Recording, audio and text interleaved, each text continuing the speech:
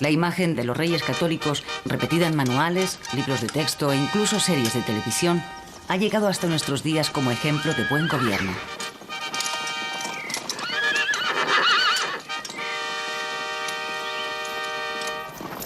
El final de la Reconquista va a permitir la expansión por el Mediterráneo y el Atlántico.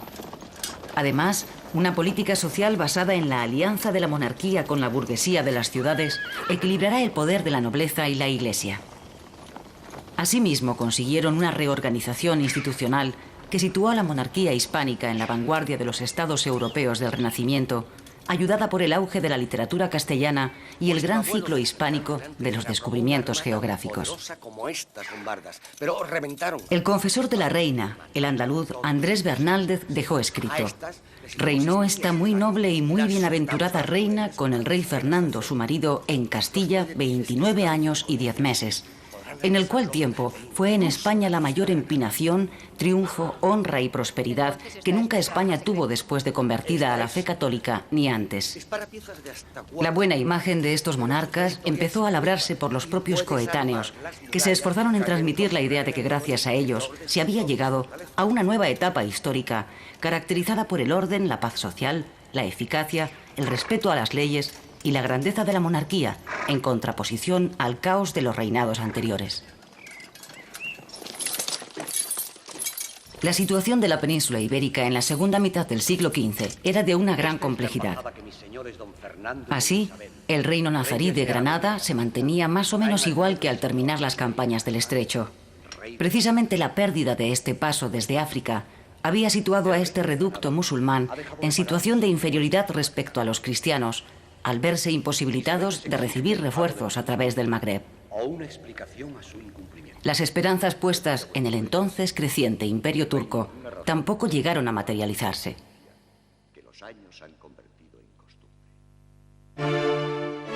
A caballo entre ambos lados de los Pirineos y sin ninguna posibilidad de expansión territorial, el reino de Navarra constituía un objeto de deseo para Francia, Castilla y Aragón.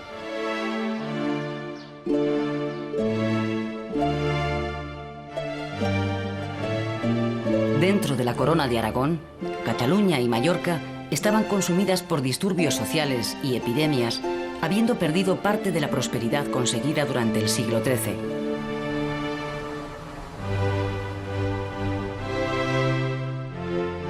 Por su parte, el reino de Valencia era el más próspero de la corona, aunque su campesinado, constituido básicamente por mudéjares mal pagados, concitaba el odio del resto de la población. Aragón atravesaba por una situación calamitosa. Las secuelas de la peste negra habían dejado diezmada a la población, que no alcanzaba los 200.000 habitantes, para un total de 47.000 kilómetros cuadrados. La población total de la corona de Aragón no llegaba al 1.000.000 de habitantes, mientras Castilla se movía en torno a los 5 millones, cifra muy superior al resto de estados peninsulares juntos. La meseta constituía un centro económico próspero, gracias a la producción cerealista y a la ganadería lanar. La despoblación de los siglos de lucha contra el Islam había dado paso al crecimiento vertiginoso de ciudades como Valladolid, Salamanca, Burgos, Segovia o Ávila. Sin embargo, en el plano político las cosas no podían marchar peor, pues los dos últimos reyes, los Trastámara Juan II y Enrique IV, fueron soberanos pusilánimes que no supieron o no quisieron gobernar.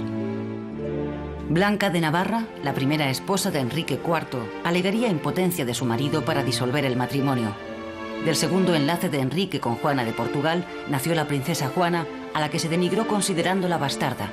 Se la apodaría la Beltraneja, por la supuesta paternidad del favorito del rey, don Beltrán de la Cueva, que de simple paje fue elevado a duque de Alburquerque y maestre de la Orden de Santiago.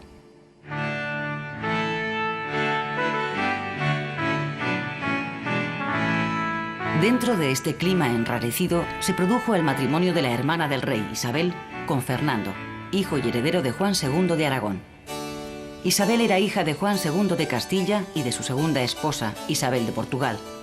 Compartía pues con el rey Enrique IV el padre, pero no la madre.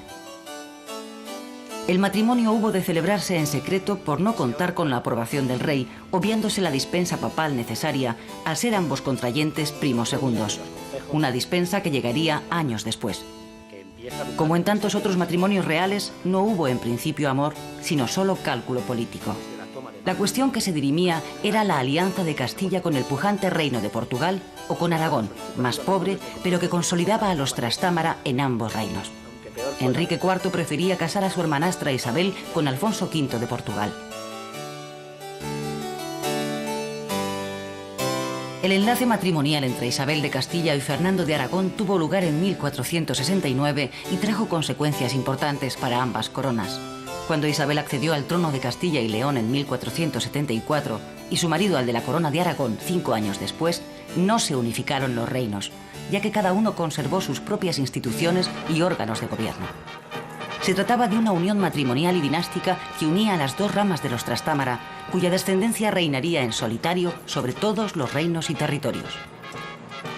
A la muerte de Enrique IV, Isabel hizo enarbolar su pendón en el Alcázar de Segovia, que como residencia habitual del rey, representaba en cierta manera la capital del reino.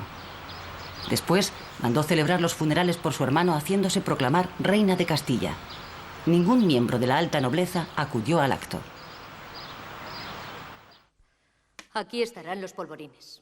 De esta forma, Isabel obligaba a la nobleza a pronunciarse sin darles tiempo para negociar su adhesión a cambio de favores, como era habitual. Por su parte, Fernando intentó hacer valer sus derechos como descendiente directo de los Trastámara, pero Isabel no cedió. En Castilla no regía la ley sálica que en Aragón impedía a las mujeres subir al trono. Cuando vea flamear sobre las tiendas. La guerra civil estalló en Castilla, cuando una parte de la nobleza se negó a reconocer a Isabel y decidió apoyar a Juana. Isabel nació en Madrigal de las Altas Torres, en una modesta habitación del actual convento de Nuestra Señora de Gracia. La última de los Trastámara fue una mujer rubia, de tez blanca, con la piel lechosa como todos los Trastámara. Era pequeña de estatura, ojos claros y expresión serena. Desde muy joven se especuló con su matrimonio, primero con Fernando, heredero de la corona de Aragón, que a la postre sería su marido. También con Carlos de Viana, el heredero de Navarra y presuntamente de la corona de Aragón, y con Alfonso V, rey de Portugal. Una parte de la nobleza intentó imponer este último matrimonio, pero Isabel elegiría a Fernando. Su matrimonio era un asunto de Estado e Isabel tomó la decisión que consideró mejor. Isabel sabía que el partido portugués apoyaba a la princesa Juana y necesitaba el apoyo de Aragón para hacerle frente. La guerra civil terminó implicando a todos los reinos peninsulares, pues la corona de Aragón y Navarra apoyaban a Fernando y por lo tanto a Isabel. Por contra, el bando de Juana la Beltraneja contaría con la ayuda de Portugal. Esta se hallaba en manos de la nobleza, mientras que Isabel y Fernando alternaron concesiones a los nobles con el encumbramiento en los puestos decisorios del Consejo Real y de la Hacienda de fieles partidarios, reclutados entre juristas y miembros de la pequeña nobleza.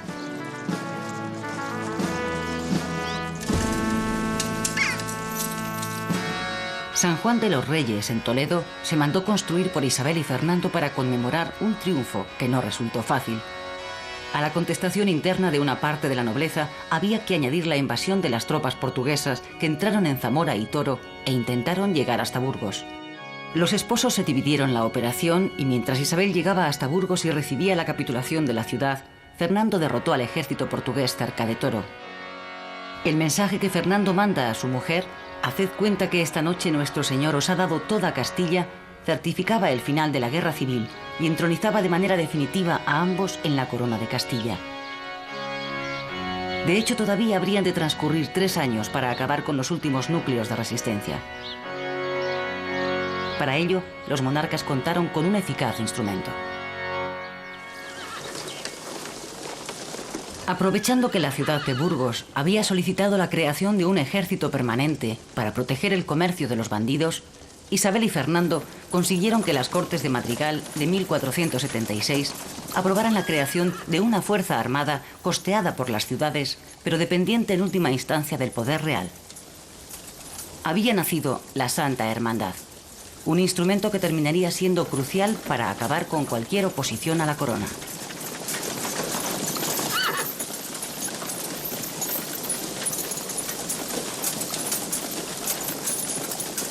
Isabel insistió para que Juana la Beltraneja fuera encerrada en un convento. Pero los problemas con Portugal no se circunscribían a los derechos de esta princesa, sino a los intereses marítimos por el control de los archipiélagos de Canarias, Azores y Madeira, y de Cabo Verde y las costas africanas. Afianzar el dominio castellano en aquellos lugares era uno de los objetivos de Isabel y Fernando.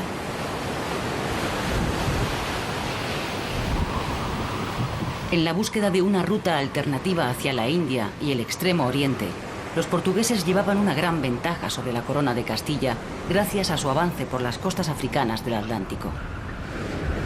Las Islas Canarias eran el único dominio de Castilla en el Atlántico. Los reyes adquirieron de los anteriores propietarios, miembros de la oligarquía de Sevilla, el dominio de las islas mayores del archipiélago, Gran Canaria, Tenerife y La Palma. La conquista definitiva se llevó a cabo entre 1483 y 1496 mediante el sistema de capitulaciones o acuerdos con jefes individuales. El nuevo Reino de la Gran Canaria, como se le denominaba oficialmente, fue integrado de manera progresiva en la corona de Castilla, aunque con notables peculiaridades en su organización administrativa y social.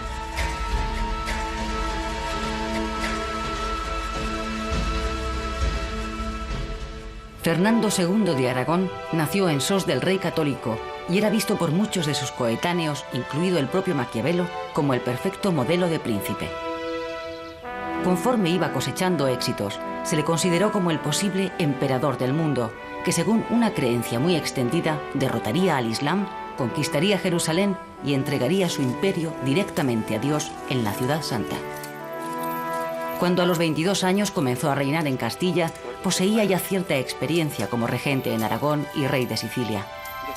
Desde los primeros años de su reinado en la corona de Aragón, impulsó una política de pacificación del Principado de Cataluña como paso previo para su recuperación económica tras la guerra civil que arruinó política y económicamente el Principado durante el reinado de su padre. Una de las dificultades principales con que se encontró Fernando fue la reactivación de los problemas entre los campesinos y los señores en Cataluña. La situación de los campesinos era desesperada en toda la península tras varios siglos de luchas, hambrunas y epidemias de peste, resultando crítica en Cataluña. En gran parte del Principado, el campesinado formado por los payeses de remensa se encontraba bajo un duro sistema feudal que amparaba y perpetuaba los llamados malos usos por parte de sus señores. En 1484 estalló el conflicto en la comarca de la Garrotxa. La revuelta llegó a las puertas de Barcelona, donde los propietarios de las tierras, els ciutadans honrats, derrotaron a los sublevados. La guerra había finalizado, pero las tensiones sociales persistían. Por la sentencia arbitral de Guadalupe, firmada por el rey, los malos usos y las servidumbres feudales se abolieron, y los campesinos obtuvieron estabilidad en las tierras que trabajaban, aunque se respetara la propiedad señorial. Era deseo de Su Alteza Nuestra Señora. Además de todos estos esfuerzos, los reyes católicos tuvieron que asentar su poder sobre bases firmes. En plena guerra civil, las Cortes de Madrigal de 1476 trataron de la situación económica y el restablecimiento del orden. Los ingresos de la monarquía eran inferiores a sus gastos, por lo que fue necesario reorganizar la hacienda y centralizar el cobro de impuestos. Al mismo tiempo, se anularon las rentas pagadas por la corona a la nobleza que no tuvieran razón de ser. En las Cortes de Toledo de 1480 se planteó la restitución al patrimonio real de los bienes y rentas que habían sido transferidos de manera irregular por los monarcas anteriores. Las familias principales vieron disminuidas sus rentas a casi la mitad, así como el clero, la baja nobleza y la burguesía.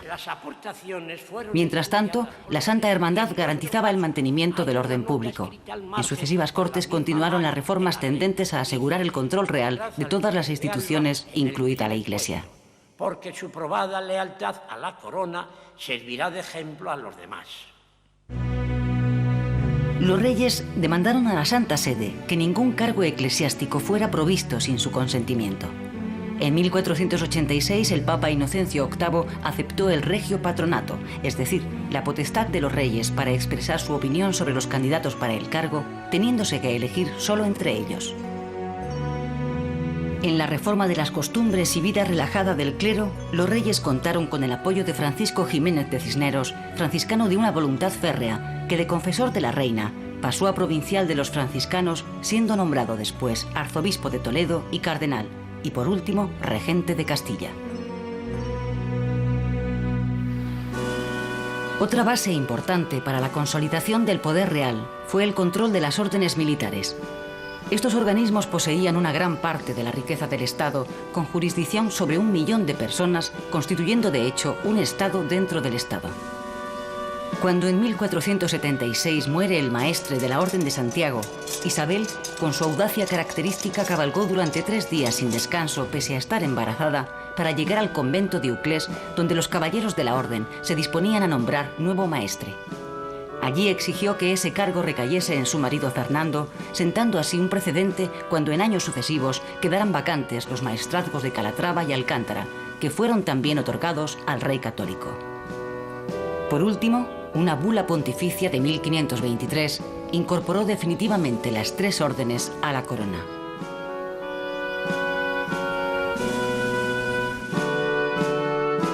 Todas estas medidas fueron determinantes para el buen funcionamiento de la nueva monarquía. La unión de las 2 coronas constituyó el primer paso hacia la formación de España como Estado.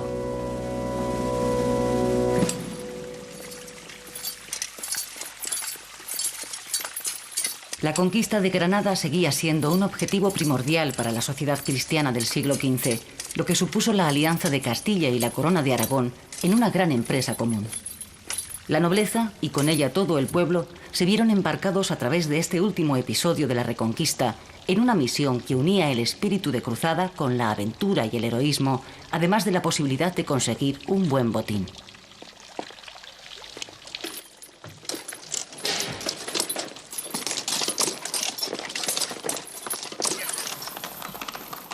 Por otro lado, las intrigas familiares y las continuas revueltas que asolaban el reino nazarí ayudaron a los propósitos de los reyes católicos.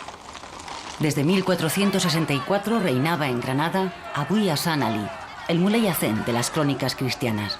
Pero en 1482, un grupo cortesano dirigido por la esposa del rey nazarí, Fátima, con la ayuda de los abencerrajes, consiguió entronizar a su hijo Boabdil. Este acabó siendo un mero juguete en manos de su corte. Muley Hacén tuvo que huir junto a su hermano, conocido como el Zagal, y refugiarse en el castillo de Mondejar. Los triunfos del Zagal sobre los cristianos le permitieron volver a la Alhambra, mientras Boabdil, que había intentado atacar Lucena, fue hecho prisionero por los cristianos. Los reyes católicos obligaron a Boabdil a renovar su vasallaje a Castilla y pagar una fuerte indemnización por su libertad, a cambio de ayudarle a recuperar el trono. La guerra civil entre padre e hijo había estallado en Granada. Boabdil volvería a caer prisionero cuando ya su padre, viejo y enfermo, había abdicado a favor de su hermano el Zagal, que se proclamaría rey con el nombre de Muhammad XIII. Tío y sobrino habían llegado a un acuerdo para repartirse el reino en contra de los deseos de los reyes católicos, que aprovecharon este nuevo apresamiento de Boabdil para devolverle la libertad a cambio de proseguir la lucha contra su tío. Todas estas disputas fueron aprovechadas por las tropas cristianas para ir apoderándose de diversas ciudades. Así fueron cayendo sucesivamente Vélez Málaga, Almuñécar, Baza y Almería. La contienda fue una sucesión de asedios y algunas batallas campales.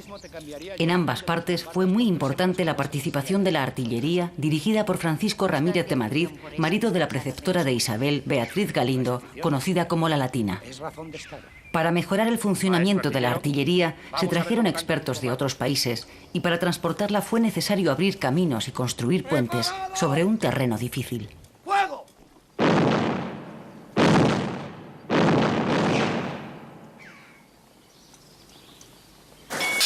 Miles de obreros trabajaron en la intendencia del ejército.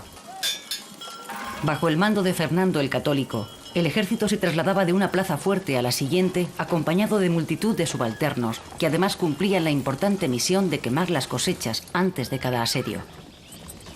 Los castellanos y sus aliados aragoneses se enfrentaron con el reto de crear unos cuerpos especializados como artillería, ingeniería, transportes o sanidad, que terminaron constituyendo la base del ejército moderno.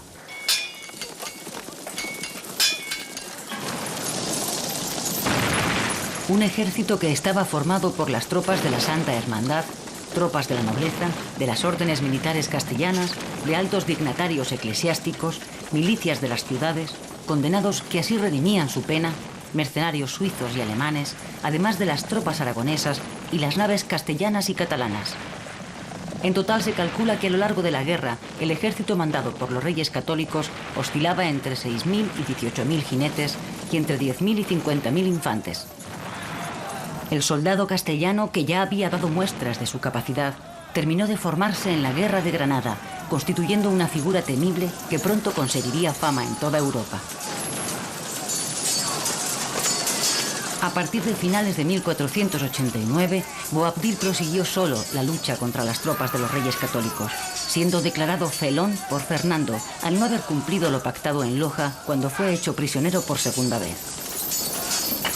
El incendio, al parecer casual, del campamento cristiano dio paso a la construcción en su lugar de la ciudad de Santa Fe, sobre una planta cuadrada. ¡Tercer escuadrón! ¡Vamos a atacar por el Los reyes flanco católicos desde la nueva ciudad y Boabdil desde la Alhambra iniciaron las conversaciones de paz, firmándose el acuerdo el 25 de noviembre de 1491 en Santa Fe, que significaba el punto final de 8 siglos de soberanía musulmana en territorio hispano. ¡Rodea la caballería!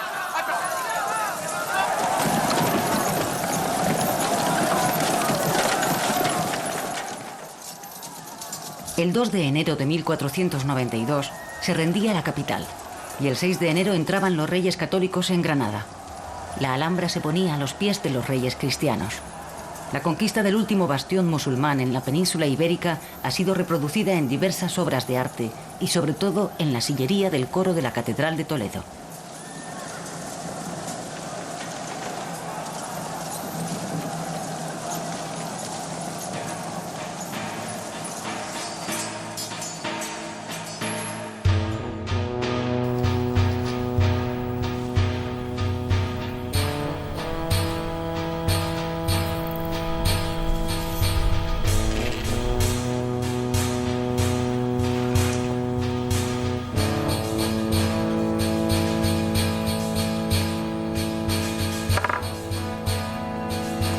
Boabdil recibió un importante señorío, refugiándose en las Alpujarras, para marchar al año siguiente a Fez, ciudad en la que moriría en 1527. La rendición de Granada incluía el perdón general para todos los musulmanes, la garantía de no imponerles autoridades incómodas y el mantenimiento de su propia organización política, administrativa y religiosa, aunque no la hacendística y militar. De todos modos, un buen número de musulmanes emigraron al Magreb, instalándose en Tetuán y reconstruyendo esta ciudad.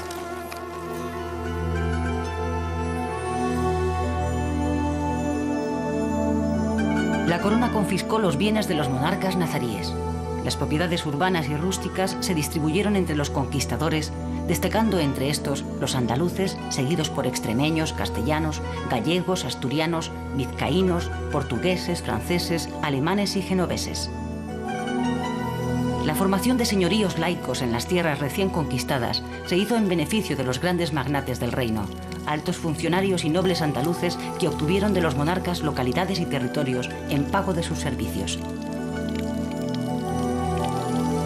El dinero necesario para sufragar los gastos de una campaña que duró 10 años fue reunido por muy diferentes caminos. Subsidios de cruzada concedidos por el papado, 10ª parte de las rentas del clero, préstamos concedidos por municipios y banqueros o impuestos extraordinarios sobre las comunidades hebrea y mudéjar. Todo este esfuerzo económico y militar mereció la pena para entrar en la Alhambra.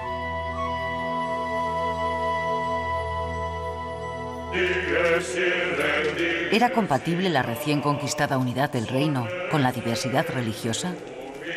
El cristianismo había constituido uno de los pilares de esa unidad y en el siglo XV la religión estaba tan incrustada en todos los ámbitos de la sociedad que nada le era ajeno. Sin duda, no era esta la mejor coyuntura para la pervivencia en la península de otras creencias distintas a la cristiana.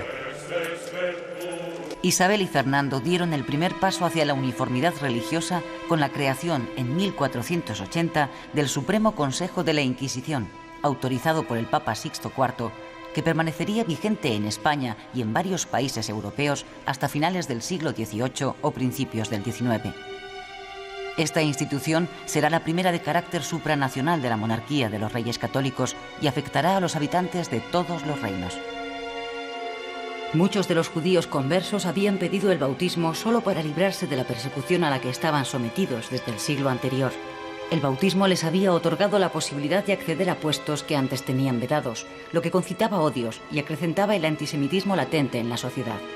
La propagación de leyendas sobre actividades anticristianas de conversos y judíos había preparado el ambiente para crear este tribunal, cuyos juicios secretos produjeron un auténtico clima de terror entre los numerosos conversos. El nombre de los denunciantes se mantenía oculto, lo que en ocasiones daba lugar a acusaciones falsas promovidas por envidias o rencores. El acusado podía preparar su defensa, recusar testigos y aportar pruebas de su ortodoxia. Pero al igual que sucedía entonces con la justicia civil, la Inquisición sometía a los reos a torturas para arrancarles la confesión. Las penas eran aplicadas por la justicia secular y las sentencias se hacían públicas en solemnes ceremonias llamadas autos de fe. En 1482 se nombraron 8 inquisidores, entre los cuales se encontraba el dominico Fray Tomás de Torquemada, quien años después concentraría todo el poder de esta institución al suprimirse las inquisiciones diocesanas para crear una única inquisición para todos los territorios de la monarquía hispánica. El 31 de marzo de 1492, los Reyes Católicos firmaron el decreto de expulsión de los judíos de todos sus reinos, teniendo un plazo de 4 meses para abandonarlos o recibir el bautismo. La prohibición de sacar oro, plata, monedas, armas y caballos obligó a los judíos a transformar sus bienes en letras de cambio. La expulsión de los judíos supuso graves daños para la economía y la cultura de los reinos hispánicos. La cifra de los expulsados se sitúa entre 165.000 y 250.000. Los puntos de destino de este éxodo fueron muy diversos, destacando Portugal, África del Norte, Italia, Países Bajos y las actuales Grecia y Turquía. Otros muchos optaron por convertirse al cristianismo y permanecer en sus hogares. Los sefardíes, los judíos que fueron expulsados, llevaron con ellos su lengua castellana que aún se conserva en muchos lugares, como por ejemplo Estambul. ¿Cuál fue la razón última por la que los Reyes Católicos tomaron esta decisión? El supuesto antisemitismo de los monarcas no existió nunca, pues no dudaron en rodearse de judíos y conversos. Tampoco se puede arguir la intención de apoderarse de sus bienes, pues el producto final de las riquezas confiscadas no igualaba con mucho las pérdidas que sufrió la Hacienda Real con su marcha. Queda por último la razón dada en el edicto de expulsión: evitar que sus prácticas religiosas se propagaran. A la larga nuestra táctica tendrá éxito. Si los Reyes Católicos pensaron que la mayoría de judíos optarían por la conversión, los hechos demostraron justo lo contrario, ya que casi todos eligieron el exilio. Isabel y Fernando volvieron a Granada en 1499 con el cardenal Cisneros, que decidió establecerse en esta ciudad a fin de dar un fuerte impulso a la conversión al cristianismo de los musulmanes que habían permanecido en la península tras la caída del reino nazarí. Decidido a conseguir pronto sus objetivos, Cisneros empleó mano dura sobre unos habitantes que ya se veían obligados al pago de impuestos y otras medidas no estipuladas en las capitulaciones de rendición. El resultado fue una revuelta que comenzó en el barrio del Albaicín y se extendió rápidamente. Los conflictos se prolongaron hasta 1502 y concluyeron con una solución ficticia, pues la población mudéjar, puesta en el dilema de convertirse o emigrar, optó de manera mayoritaria por el bautismo, aunque en secreto seguían siendo musulmanes.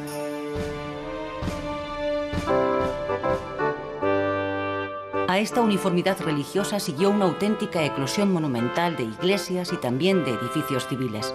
Los propios reyes estuvieron muy interesados en patrocinar y financiar muchos de estos edificios y obras de arte en general. La última etapa del gótico, que correspondió al reinado de los Reyes Católicos, estuvo impregnada de una fuerte personalidad que sirvió de propaganda para la nueva época instaurada bajo su corona. Este gótico recibirá el nombre de estilo Reyes Católicos y tiene su mejor reflejo en la iglesia de San Juan de los Reyes en Toledo, la Capilla Real en Granada, el convento de Santo Tomás de Ávila o el retablo mayor de la Cartuja de Miraflores de Burgos. El águila de San Juan y el yugo y las flechas se convirtieron en el nuevo símbolo de esta monarquía. Resulta curioso lo sucedido con estos emblemas, el yugo y el nudo gordiano, símbolos de Fernando, y el haz de flechas, símbolo de Isabel, y que en épocas posteriores fueron utilizados en circunstancias diferentes.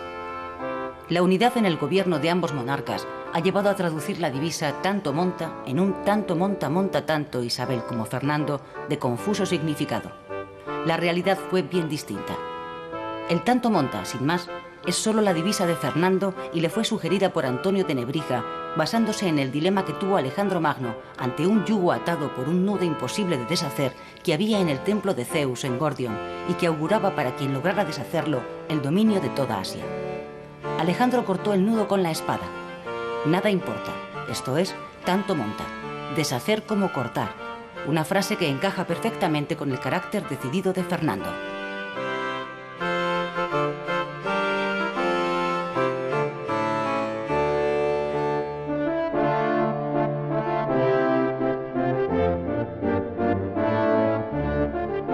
En los albores del Renacimiento hispano, este estilo dará paso a otro de mayor personalidad, con gran profusión decorativa, que se denominó estilo plateresco.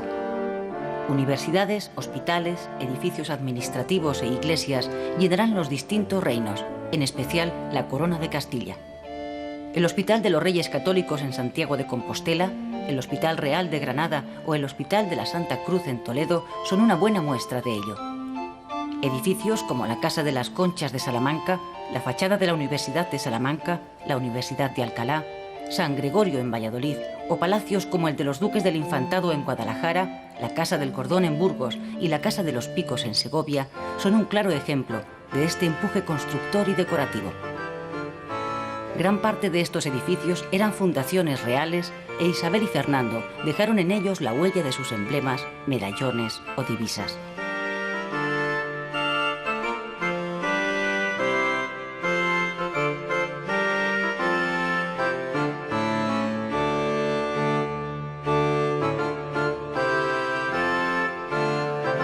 Pintores como Juan de Flandes y Juan de Borgoña serán muy apreciados por los reyes, mientras que Pedro Berruguete pintará escenas del Santo Oficio en su obra Auto de Fe y Bartolomé Bermejo trabajará en Barcelona para el canónigo de Esplá. Poco después de la rendición de Granada, los reyes católicos recibían a Cristóbal Colón en Santa Fe. Era la segunda vez que Isabel y Fernando escuchaban las propuestas de este navegante. Cristóbal Colón había llegado a Castilla en 1485 procedente de Portugal, donde había presentado su propuesta de llegar a Oriente a través del Océano Atlántico. Los portugueses llevaban más de un siglo empeñados en el esfuerzo de rodear África y estaban a punto de conseguir su objetivo. En 1487 Bartolomeu Díaz dobló el Cabo de Buena Esperanza. Para los portugueses los planes de Colón llegaban demasiado tarde. Una comisión de hombres de ciencia estudió la propuesta que Colón presentó a los reyes y en 1491 dictaminó, al igual que los expertos portugueses, que el proyecto era inviable, ya que no se podía admitir que el Océano Atlántico fuera tan estrecho como pretendía Colón. Y estaban en lo cierto. La intervención de Fray Juan Pérez sobre la reina Isabel hizo posible el definitivo encuentro en Santa Fe. Las exigencias de Colón fueron excesivas, pero la conquista de Granada facilitó el acuerdo, firmándose las capitulaciones de Santa Fe en abril de 1492.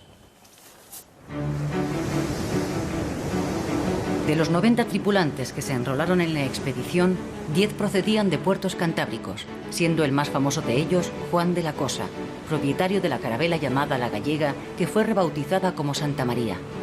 Las otras dos naves más pequeñas eran la Pinta de Cristóbal Quintero y la Santa Clara, que pasó a denominarse La Niña por su propietario, Juan Niño.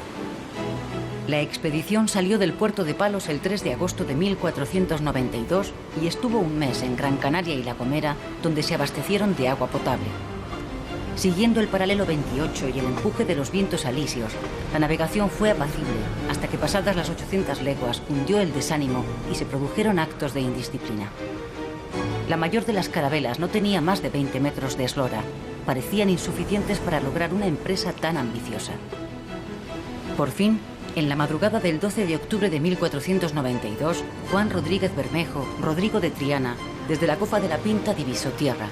Era la isla de Guanajní, que Colón bautizó como San Salvador, y en la actualidad es llamada por los ingleses Watling, en el archipiélago de las Bahamas. Después recorrieron las costas de Cuba, que se bautizó como Juana, y Santo Domingo, la que se llamó la Española.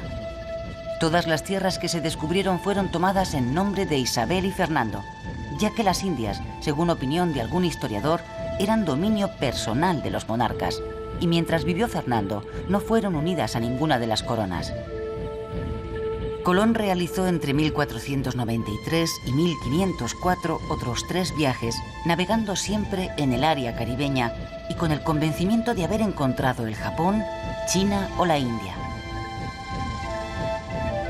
Colón murió en Valladolid en 1506, persuadido aún de haber llegado a Asia, mientras que desde hacía años sus contemporáneos estaban convencidos de que se trataba de un continente nuevo al que empezaron a llamar América en honor de Américo Vespuccio, un navegante coetáneo de Colón que fue el primero en apercibirse de ello.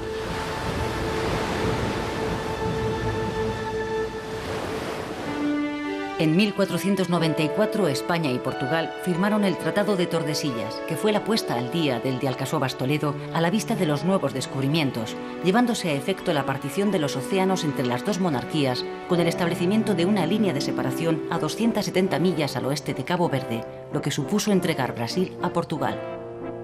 A cambio, se reconocía a España los derechos sobre la zona situada al este de Ceuta, iniciándose entonces una expansión que llevó a la toma de Melilla, final de la ruta de las caravanas del oro proveniente de Sudán.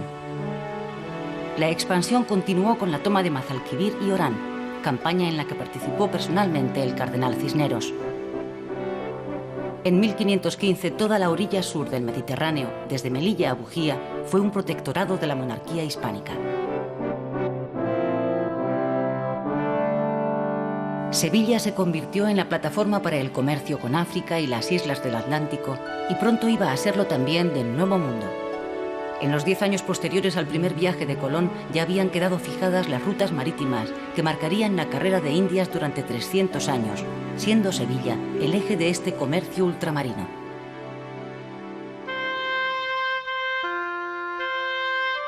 El reinado de los reyes católicos constituyó además un periodo de progreso cultural representado tanto en las letras castellanas como en las catalanas. El aprendizaje del latín fue fomentado por los reyes e incluso practicado por la propia reina, siendo su conocimiento requisito indispensable para entrar en el servicio diplomático, la administración o la iglesia.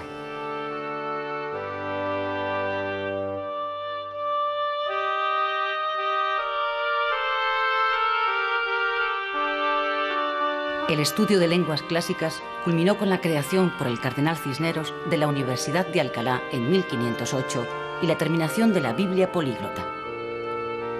Alcalá de Henares en pocos años pasó a convertirse en una verdadera plaza fuerte del humanismo gracias a su moderna y floreciente universidad, alabada por personajes como Erasmo de Rotterdam.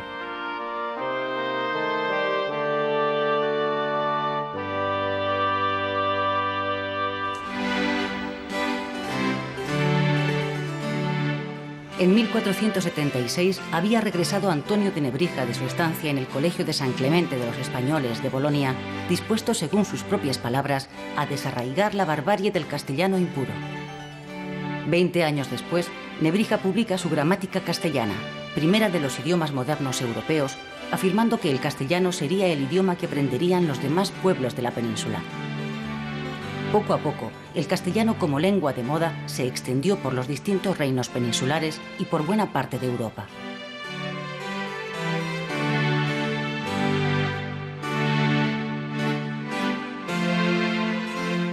También hay que destacar el papel desempeñado en la corte de los reyes católicos, en especial en la de Isabel, de un grupo de mujeres humanistas como Beatriz Galindo, la latina, que dedicó toda su vida al estudio de la cultura y de las lenguas clásicas, o Florencia Pinar, poetisa de gran personalidad, Luisa Medrano, humanista y catedrática en Salamanca, Teresa de Cartagena, monja escritora, e Isabel de Villena, máxima figura femenina de la literatura medieval en lengua catalana.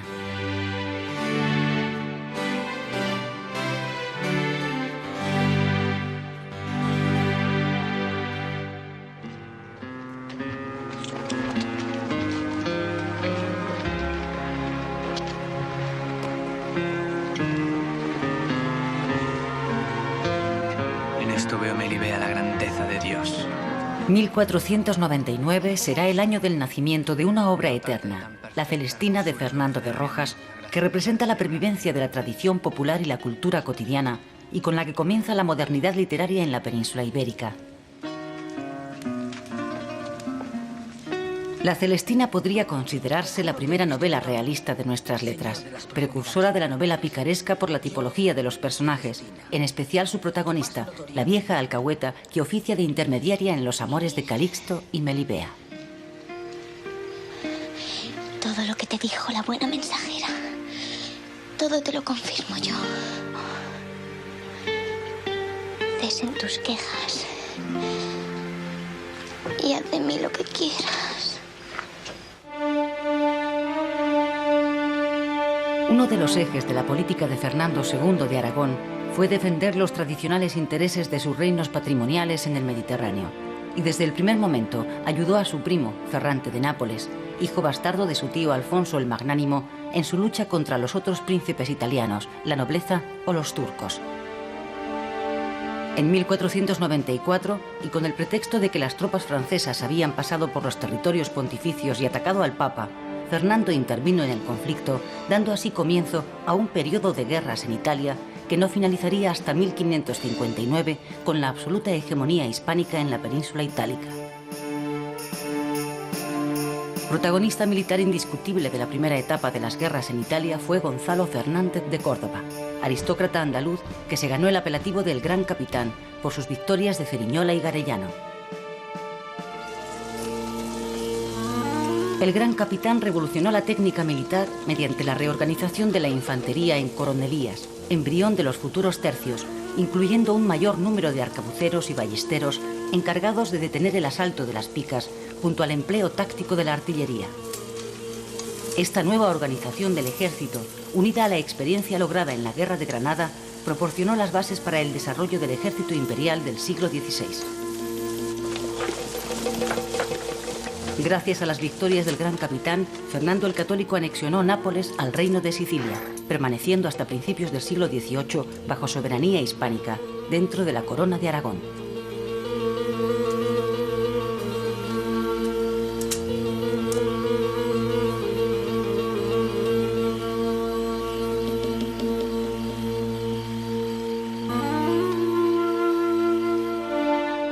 Mayor importancia tuvo la anexión del Reino de Navarra a la Corona de Castilla. El signo de los tiempos no era propicio para este reino, cuya gobernabilidad se hizo insostenible a la muerte de Isabel la Católica en 1504. Desde 1494 reinaban en Navarra Catalina de Foix y Juan III de Albret, que intentaron el ejercicio efectivo de una soberanía desprestigiada.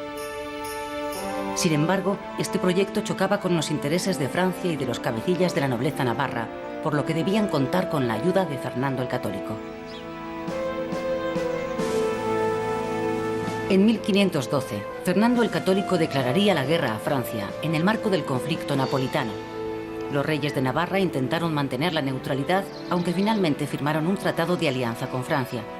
Fernando dio orden de cruzar la frontera al día siguiente de la firma de este tratado. Navarra no ofreció resistencia a las tropas castellanas mandadas por el duque de Alba. La capital se rindió pacíficamente y los reyes navarros se instalaron en Bearno. Todo el reino estaba en manos de Fernando el Católico, incluidas las tierras de ultrapuertos, que no pasarían a Francia hasta 1530. En las Cortes de Burgos de 1515 se anexionó Navarra a la Corona de Castilla, dejando intactas todas sus instituciones. El reino de Navarra había agotado las posibilidades de supervivencia y optó por la única alternativa, la vinculación a uno de los reinos vecinos. La política exterior de los reyes católicos tuvo en las alianzas matrimoniales uno de sus puntales más firmes. A la enemistad inicial con Portugal siguió la cooperación.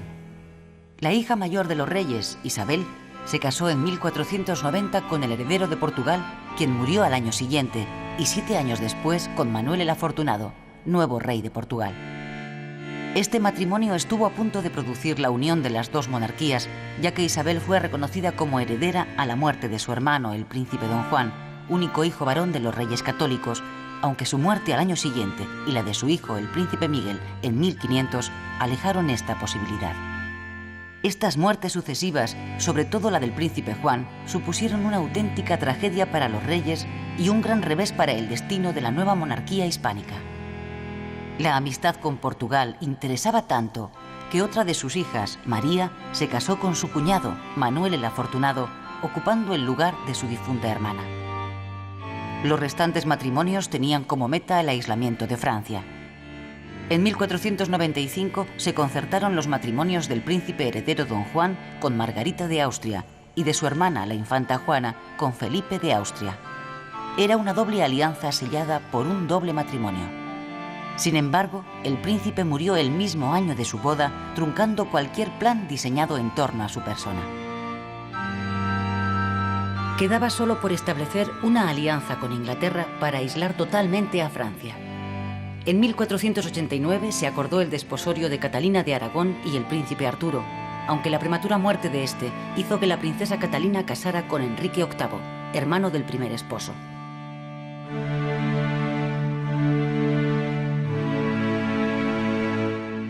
Isabel murió el 26 de noviembre de 1504 en Medina del Campo y Fernando 12 años después, en 1516, en Madrigalejo. El reinado de ambos monarcas ha sido calificado como la época más gloriosa de los anales de España. La conquista de Granada, el descubrimiento de América y el acceso al primer plano europeo proporcionaron un relieve incomparable al nuevo estado surgido de la unión de las dos coronas. Pero no todo fueron logros durante su reinado. La nobleza había perdido poder político, pero mantenía intacto su poder económico. La reforma de la Iglesia vino acompañada de la creación de la Inquisición. También se había expulsado a los judíos, una decisión muy controvertida en épocas posteriores.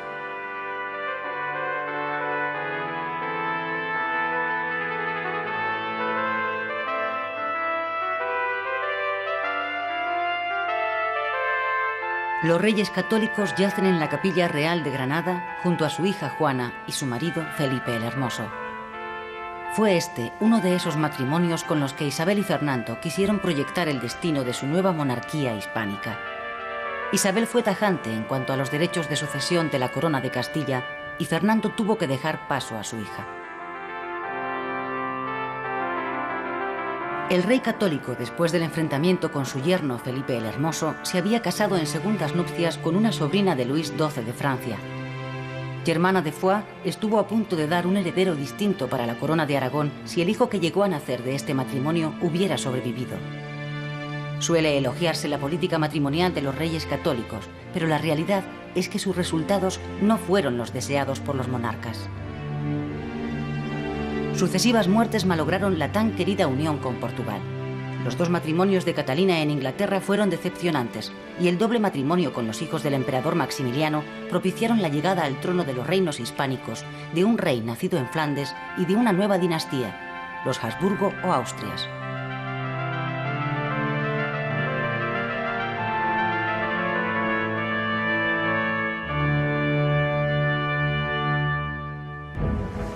Al morir Fernando, que en ese momento era rey en Aragón y regente en Castilla, la corona de estos reinos viajó hasta Flandes. En aquellos lejanos territorios será donde se celebraron los más solemnes funerales por la muerte del rey católico. Funerales presididos por su nieto Carlos, nieto asimismo del emperador Maximiliano I, quien ante la incapacidad de su madre, Juana, se disponía a viajar a la península para tomar posesión de su herencia hispánica. Empezaba así a gestarse la España imperial que iba a ser la protagonista en la historia de los 2 siglos posteriores.